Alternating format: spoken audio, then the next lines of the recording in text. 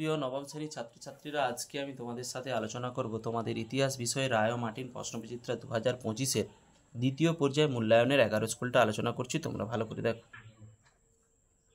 সঠিক উত্তর বেছে নিয়ে লেখো একে থেকে। শক্তি সাম্য নীতির দ্বারায় কোন দেশের চতুর্দিকে বেষ্টনী গড়ে তোলা হয়? সি এর অপশান ফ্রান্সের। কার্লসবার্গ ডিগ্রি ঘোষিত হয়? বি এর অপশান 1819 খ্রিস্টাব্দে। ইউরোপের রুগ্ন মানুষ বলা হয়? এর অপশান তুরস্ককে। শিল্প বিপ্লব কথাটি প্রথম ব্যবহার করেন? এর অপশান অগাস্তি ব্ল্যাঙ্কি। ফ্লাইং শাটেল যে আবিষ্কার করেন? সির অপশান জন কি। সাম্রাজ্যবাদ পুঁজিবাদের সর্বোচ্চ স্তর গ্রন্থটি লিখেছেন? এর অপশান লেনিন। আফ্রিকা মহাদেশের সর্ববৃহৎ ঔপনিবেশিক সাম্রাজ্য ছিল? এর অপশান ফ্রান্সের। রাশিয়ার কোন রাজবংশের রাজারা জার উপাধি গ্রহণ করতেন? এর অপশান রোমানভ। কোন রুশ জার আধুনিক রাশিয়ার জনক নামে পরিচিত?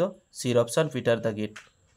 বলশেবিক বিপ্লব নামে পরিচিত যে ডি এর অপশান 1917 খ্রিস্টাব্দের বিপ্লব। দুয়ের দাগের একেরটা হচ্ছে পূর্ণবাক্যে উত্তর দাও। ভিয়েনা সম্মেলনের বিগ ফোর বা চার প্রধান কারা ছিল? অস্ট্রিয়া, রাশিয়া, প্রাশিয়া ও ইংল্যান্ড। দশম চার্লসের আমলে প্রবর্তিত দুটি দমনমূলক আইনের নাম লেখো। এক নম্বরের অর্ডিন্যান্স অফ সেন্ট্রাল কোয়ার্টার, 2 নম্বরে জুলাই মাসের অর্ডিন্যান্স। ঠিক বা ভুল নির্ণয়। কার্ল মার্ক কমিউনিজম বা সাম্যবাদ শব্দটির পরিবর্তে সোশ্যালিজম বা সমাজতন্ত্রবাদ শব্দটি ব্যবহার করেন? ভুল। আমেরিকার জাতিসংঘের সদস্যপদ গ্রহণ করেনি? ভুল। যে সঠিক নির্বাচন করো সঠিক ব্যাখ্যাটি।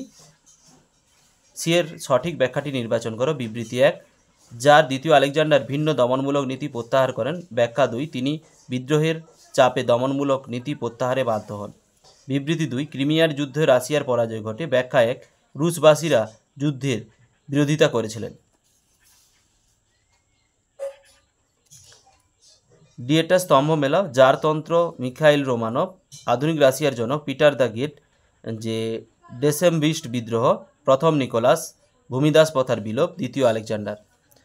3 দাগের 2-1 কথায় উত্তর দাও। পূর্ণমার্ক 2। মেটার্নিকের যুগ বলতে কি বোঝো? সহায়িকা রায়মাটির নতুন সহায়িকার 156 পৃষ্ঠা 32 দাগের প্রশ্নটা দেখাচ্ছি, তোমরা দেখো। এই যে এইখান থেকে এতটা অবধি তোমাদের লিখতে হবে।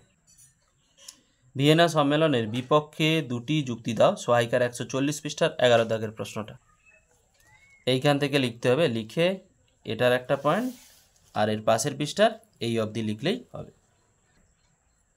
ফ্যাক্টরি প্রথা কি? সহায়িকা 220 পৃষ্ঠা 17 দাগের প্রশ্নটা এই যে এইখান থেকে এতটা অবধি তোমাদের লিখতে হবে।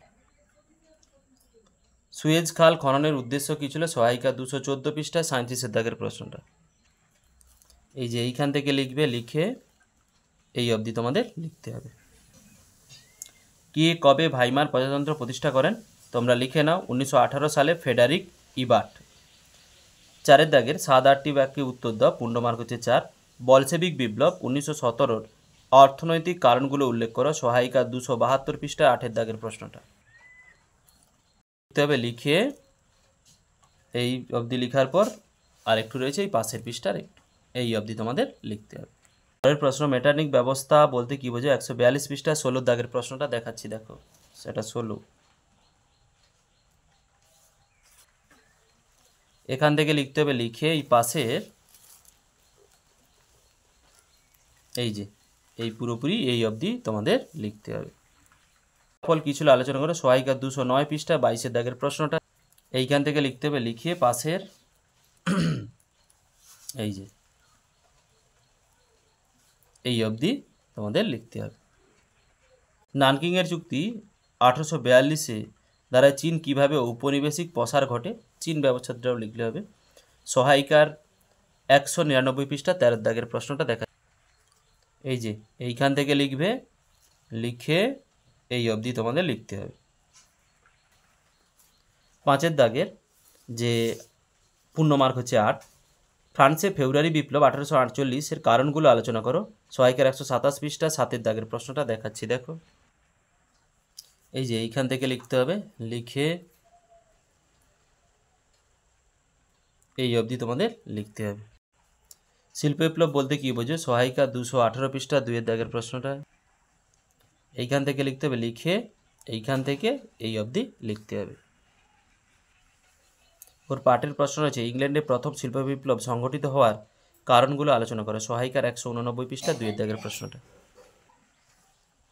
এইখান থেকে লিখতে হবে, লিখে পাশের পৃষ্ঠার এই যে এই অবধি লিখে এইখান অবধি তোমাদের লিখতে হবে। ভার্সাই সন্ধির বিভিন্ন শর্তগুলো আলোচনা করো। সহায়িকার 263 পৃষ্ঠা 11 দাগের প্রশ্নটা দেখাচ্ছি। এইখান থেকে লিখতে হবে, লিখে